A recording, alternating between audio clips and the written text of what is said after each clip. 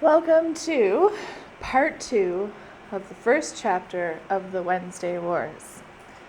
Now, because this camera is, old, I guess, it only films for 10 minutes solid and then it just turns itself off automatically. So this will probably be a 2-part video to finish the second part of the first chapter of the Wednesday Wars. So make sure you've already watched the video for part 1 of September. Make sure you've answered the questions for part 1 of September.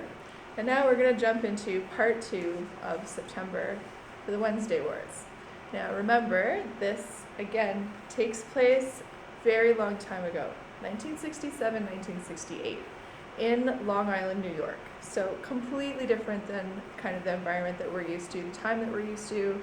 So if you're having trouble kind of following the plot and understanding like what's happening with the characters, some of the words that they use might be unfamiliar to you, please do the research project that I've included in your homework package. And also, like I said before, try to get a hold of the movie Forrest Gump. It gives a really nicely accurate picture of kind of what the world, and especially the US, was like in 1967, 1968. All right, so your 6 questions for today are: how many times has he read Treasure Island? What did he figure out? What does he think about love and hate? What did he leave behind? What did Doug Switek's brother do to Mrs. Sidman? Why did Mrs. Baker look at him? That night, I read Treasure Island again. And I don't want to brag, but I've read Treasure Island 4 times. That's obviously number 1.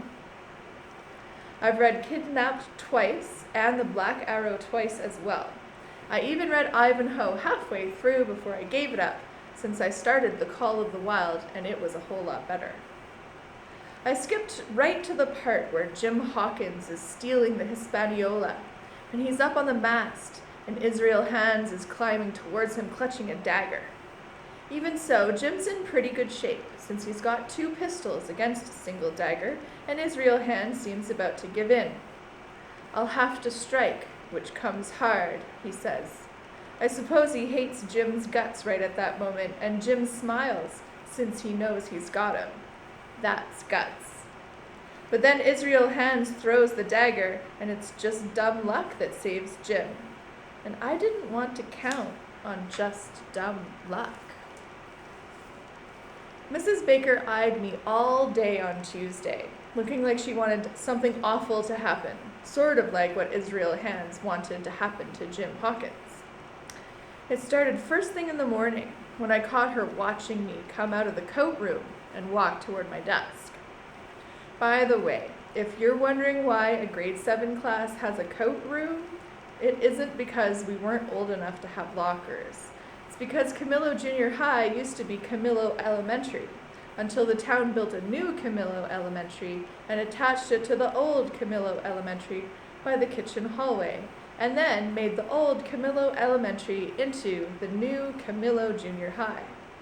So all the rooms on the 3rd floor, where the grade 7 classes are, have coat rooms. And that's where we put our stuff, even though it was 1967 already, and we should have had lockers in the hall, like every other grade 7 in the civilized world. So I caught Mrs. Baker watching me come out of the coat room and walk toward my desk. She leaned forward as if she was looking for something in her desk. It was creepy. But just before I sat down, I figured it out. She must have booby-trapped my desk. That's question number 2. Just like Captain Flint would have. It all came to me in a sort of vision, the kind of thing that Pastor McClellan sometimes talks about. How God sends a message to you just before some disaster, and if you listen, you stay alive. But if you don't, you don't. I looked at my desk. I didn't see any tripwires, so probably there weren't any explosives. I checked the screws. They were all still there, so it wouldn't fall flat when I sat down. Maybe there was something inside. something terrible inside, something really awful inside, something left over from grade 8 biology lab last spring, maybe. I looked at Mrs. Baker again. She had looked away, a half smile on her lips. Really, talk about guilty. So, I asked Marilee Kowalski, who has been in love with me since she first laid eyes on me in grade 3. I'm just saying what she told me. And I asked her to come open my desk first. How come? She said, sometimes even true love can be suspicious. Just because. Just because isn't much of a reason. Just because there might be a surprise. For who? For you. For me? For you. She lifted the desktop. She looked under English for you and me, mathematics for you and me, and geography for you and me. I don't see anything, she said. I looked inside. Maybe I was wrong. Maybe I was wrong, said Marilee, and she dropped the desktop loudly. Oh, she said. Sorry, I was supposed to wait until you put your fingers there. Let me tell you, love and hate in grade 7 are not far apart. So that is number 3. At lunchtime, I was afraid to go out for recess, since I figured that Mrs. Baker had probably recruited a grade 8 to do something awful to me. There was Doug Switek's brother, for one, who was already shaving and had been to 3 police stations in 2 states, and who had once spent a night in jail. No one knew what for, but I thought it might be for something in the number 390s, maybe even number 410 itself. Doug Switek said that if his father hadn't bribed the judge, his brother would have been on death row. And we all believed it. Why don't you go out for lunch recess? Mrs. Baker said to me. Everyone else is gone. I held up English for you and me. I thought I'd read in here, I said. Go out for recess, she said, criminal intent gleaming in her eyes. I'm comfortable here. Mr. Hoodhood, she said. She stood up, crossed her arms, and I realized I was alone in the room with no witnesses and no mast to climb to get away. So I went out for recess. I kept a perimeter of about 10 feet or so around me and stayed in Mrs. Sidman's line of sight.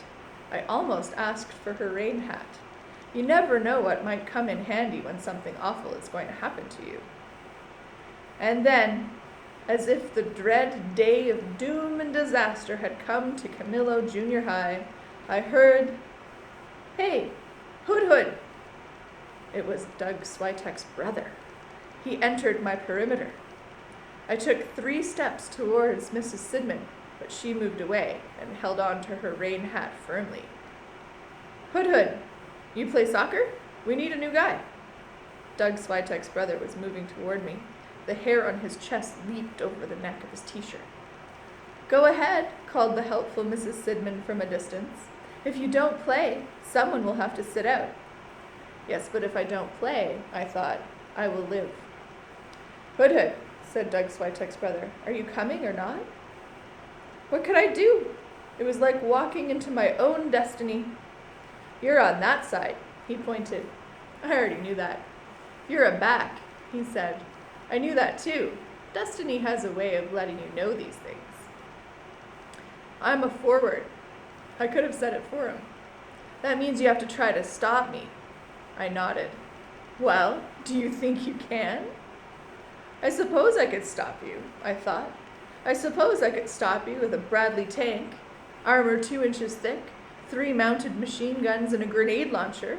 Then I suppose I could stop you.